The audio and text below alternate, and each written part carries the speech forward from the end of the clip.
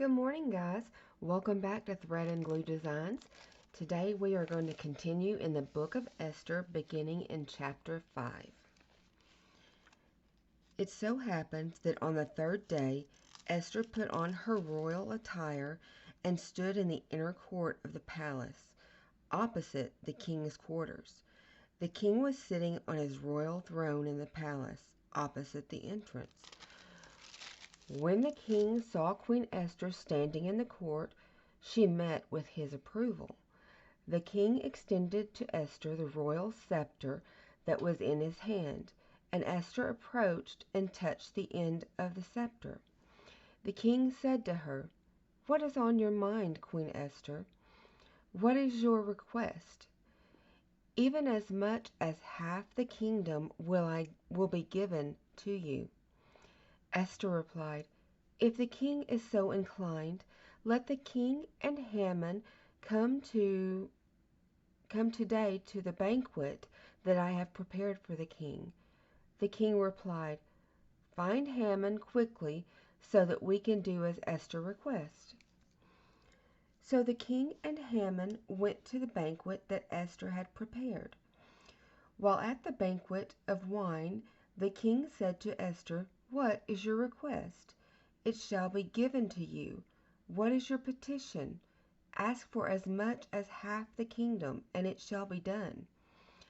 Esther responded, "My request and my petition is this: if I have found favor in the king's sight, and if the king is inclined to grant my request and approve my petition, let the king and Haman come tomorrow to the banquet that I will prepare for them.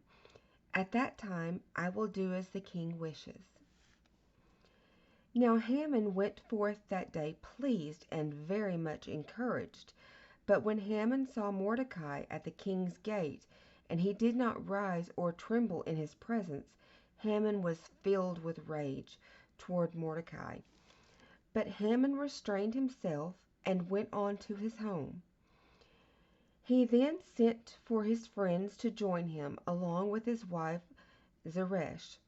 Haman then recounted to them his fabulous wealth, his many sons, and how the king had magnified him and exalted him over the king's other officials and servants.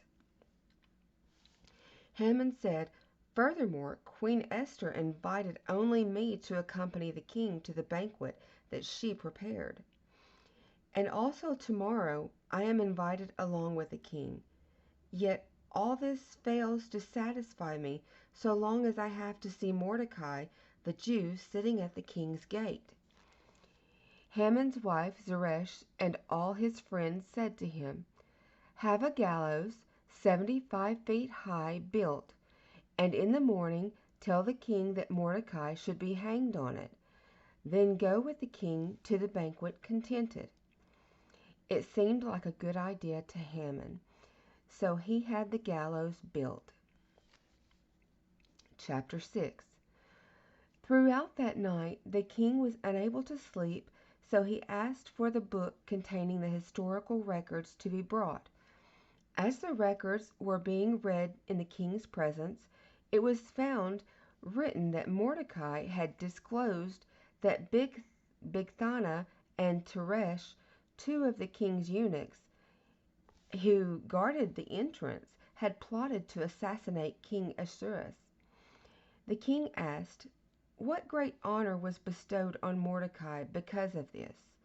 The king's attendants who served him responded, not a thing was done for him. Then the king said, "Who is that in the courtyard?" Now Haman had come to the outer courtyard of the palace to suggest that the king hang Mordecai on the gallows that he had constructed for him. The king's attendants said to him, "Is it Haman who is standing in the courtyard?"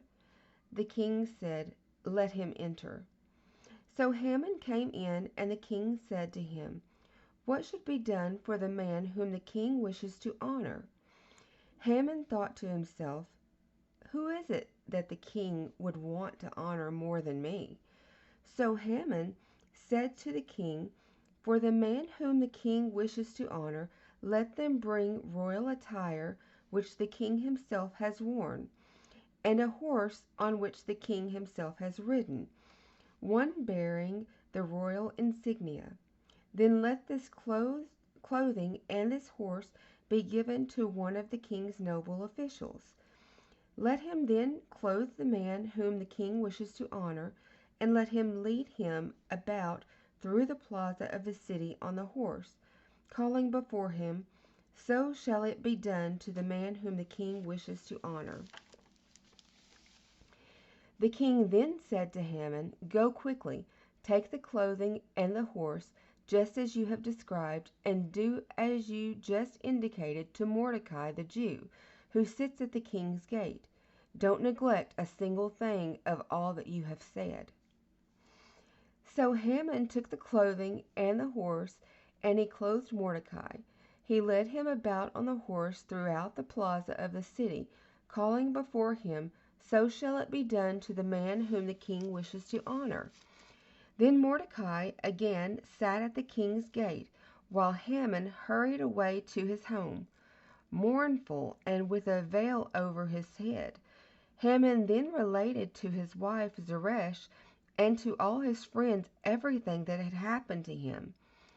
These wise men, along with his wife Zeresh, said to him, "If indeed this Mordecai, before whom you have begun to fall, is Jewish, you will not prevail against him. No, you will surely fall before him."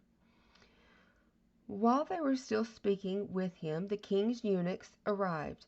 They quickly brought Haman to the banquet that Esther had prepared. Chapter 7. So the king and Haman came to dine with Queen Esther. On the second day of the banquet of wine, the king asked Esther, "What is your request, Queen Esther? It shall be granted to you. And what is your petition? Ask for up to half the kingdom, and it shall be done." Queen Esther replied, "If I have met with your approval, O king, and if the king is so inclined, grant me my life as my request, and my people as my petition. For we have been sold, both I and my people, to destruction and to slaughter and to annihilation. If we had simply been sold as male and female slaves, I would have remained silent, for such distress would not have been sufficient for troubling the king." Then King Ahasuerus responded to Queen Esther, "Who is this individual? Where is this person to be found who is presumptuous enough to act in this way?" Esther replied, "The oppressor and enemy is this evil Haman." Then Haman became terrified in the presence of the king and queen. In rage, the king arose from the banquet of wine and withdrew to the palace garden. Meanwhile, Haman stood to beg Queen Esther for his life, for he realized that the king had now determined a catastrophic end for him. When the king returned from the palace garden to the banquet of wine, Haman was throwing himself down on the couch where Esther was lying.